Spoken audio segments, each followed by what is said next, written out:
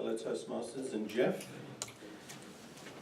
Geoff is a confident guy. He comes up in the front here, and he has this air of confidence.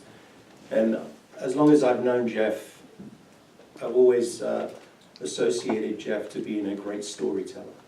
He tells stories like no other person, perhaps, in this club.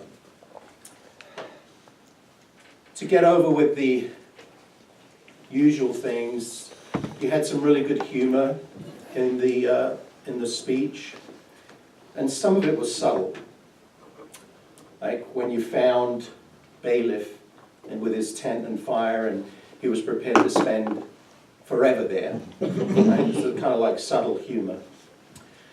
But here's where I think the story could have had a greater impact from the beginning.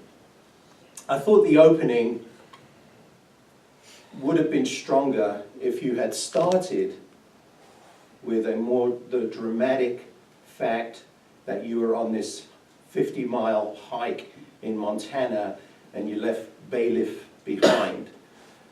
So start with that and build the tension, because people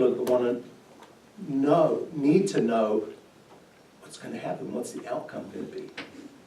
So grab people's attention rather than you were at this reunion and you started yelling, "Where's Bailiff?" kind of thing. I would start off with the story and say, and we stood there and we all said, "Where's Bailiff?" You are a great storyteller, and I think you have told that story numerous times, even though you stumbled a couple of times, but that's okay. Stumbling here and there is not a big deal, in my opinion, but clearly you know the story. But this is where I like to see a deeper meaning to stories. And for me, I wanted to know, what am I taking away from this story that could impact my life? Because it's obviously had an impact on your life, because it's created this memory for you that you tell this story over and over again. So it's really ingrained in your system. So for me, it's like, well, what am I going to take out of this story that you're telling us?